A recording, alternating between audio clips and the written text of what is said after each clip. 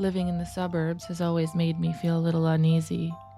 The uncanny copy-pasting of houses, as if they arrive as a prefab on the back of a truck, stuck down every house a clone of those adjacent. And when you live in a neighborhood like mine, you start to feel like the people living inside those houses are from the same factory too.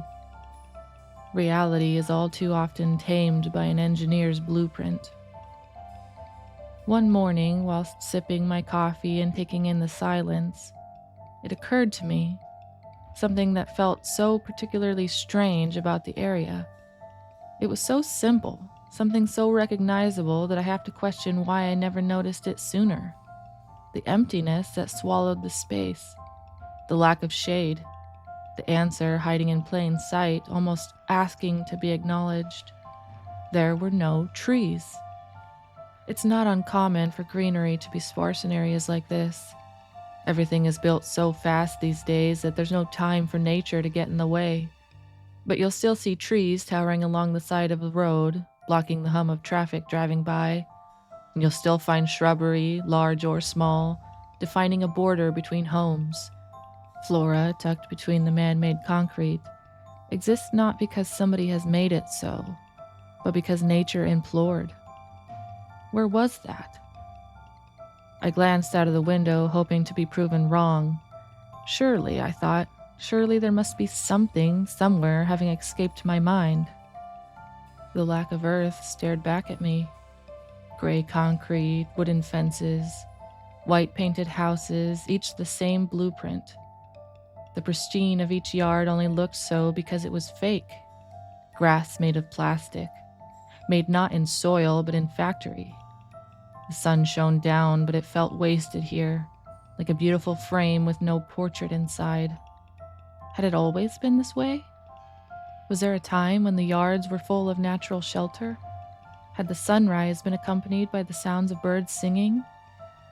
Could you catch a glimpse of squirrels scattering up the bark, narrowly avoiding running straight into the bottom side of a birdhouse? I heard the stairs creaking as my husband came downstairs, an hour later than myself as usual. "Good morning, babe." I almost didn't reply, finding myself lost in curiosity. "Honey," I spoke while still staring out the window, "where's the nearest tree?" Silence followed by a slight laughter. "The nearest tree?" "Yes." I turned to face him. "There isn't a single tree on this street, and I can't even remember the last time I saw one without leaving town." He opened his mouth to answer, but no words came out.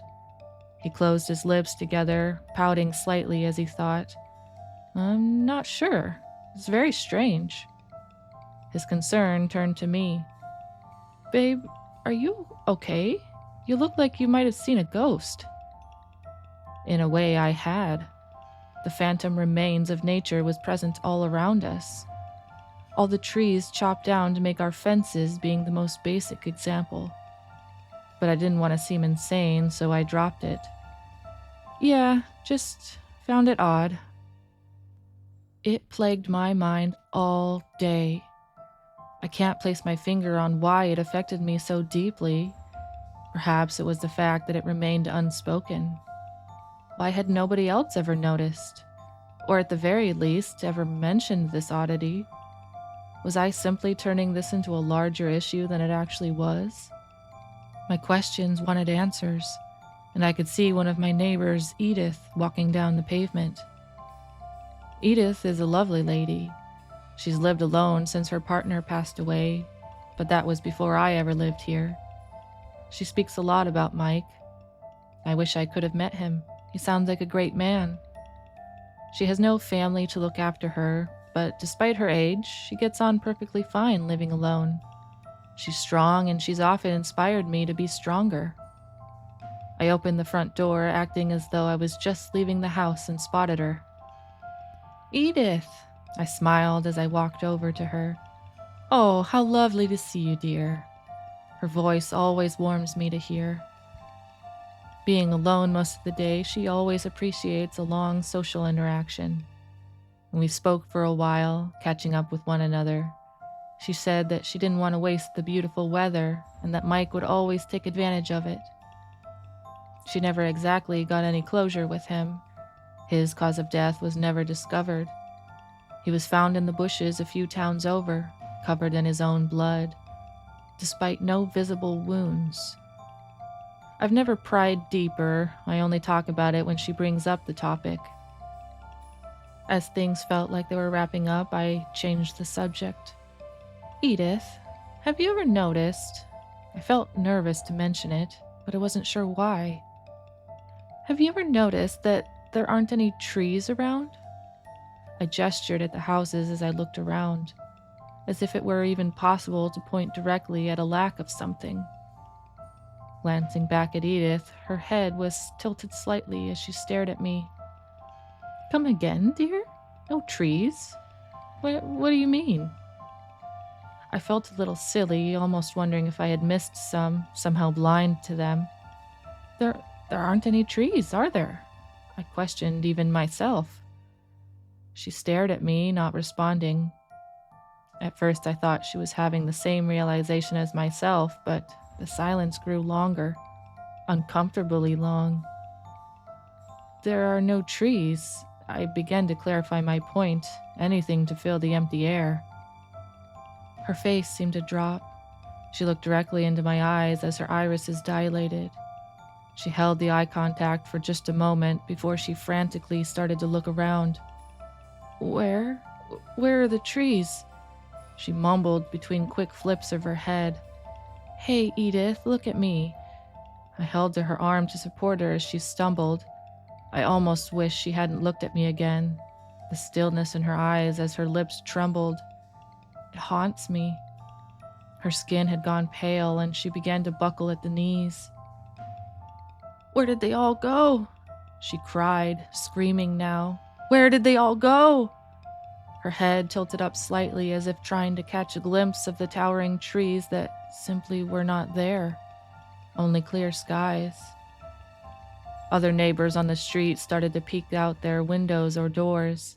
Some rushed over to help her. One held her under the arms, slowly lowering her to the curb, allowing her to sit. And another knelt down beside her. Edith, hey, are you okay? He asked her. Trees. No, trees. These were the only words I could make out between incoherent messes. The man looked at me. What did you say to her? A fit of anger in his voice. Why would he immediately blame me? I don't know. I couldn't find the words. I spoke about how few trees there are and she started panicking. I feel terrible. I didn't mean for this to happen, this onset of fear I had given her. The two men stood her up, walking her to her house. I tried to follow, but one held his hand up to me with the palm open. I think you should leave. I would have fought my case. I was concerned for her and wanted to help. But I felt like I had little to stand on, given that I was the cause of her state.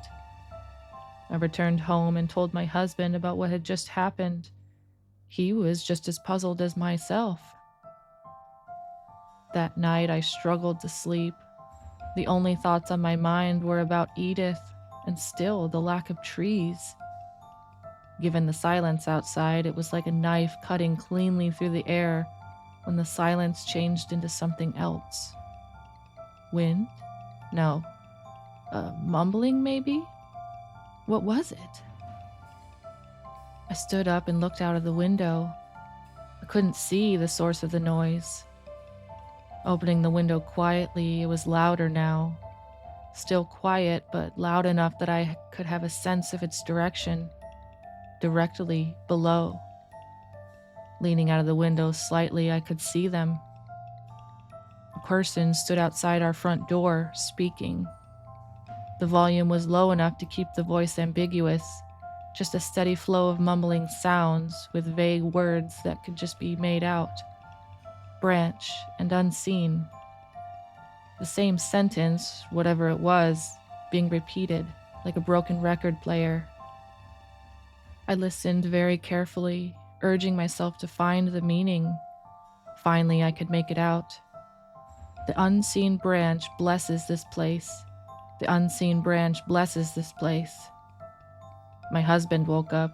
I heard the sheets moving a little behind me. "What's that noise?" His words croaked through his tired, half-asleep state.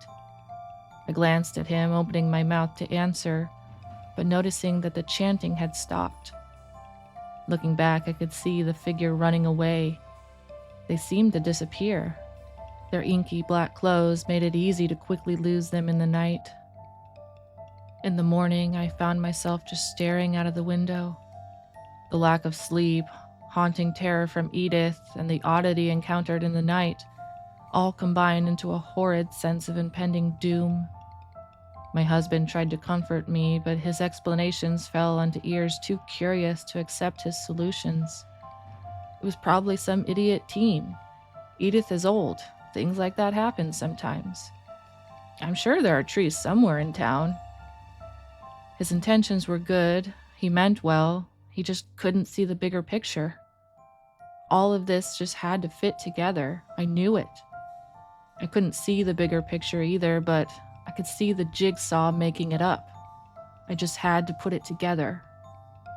Towards midday, I left the house and made my way 2 doors down to Edith's home. I wanted to apologize for the previous day. The walk felt like the longest I'd ever had.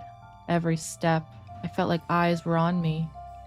The fear gripped tight at my chest, and I was acutely aware of the unnatural environment, still. Somewhere that had once felt like home now felt like a fake augmentation of reality. I considered turning back, but I knew this would only consume me further. Perhaps I should have just gone home. Perhaps ignorance is bliss. Approaching Edith's door, I stood for a moment, considering whether to knock. Even as I lifted my hand up, fist closed, I still paused. And eventually, after a deep breath, I tapped 3 times. Then 3 more. Then 3 more. Each wave of knocks had a few minutes between, yet no answer. Edith is always home at this time, having her lunch. I knew this wasn't right. Had I been in a better state of mind, I probably wouldn't have thought too much of it. But this was too much at once. Testing my luck, I pulled the handle down, and the door was unlocked. With surprisingly less apprehension than the knocking had taken, I opened the door and stepped inside. "Edith?" I called out as I walked down her short hallway. I had never actually been inside her home. Most of the walls were covered in photos, an entire life all displayed upon the walls. In many of her younger photos, she's with a man. I assume this to be Mike. Walking into her kitchen, I see her fridge door wide open.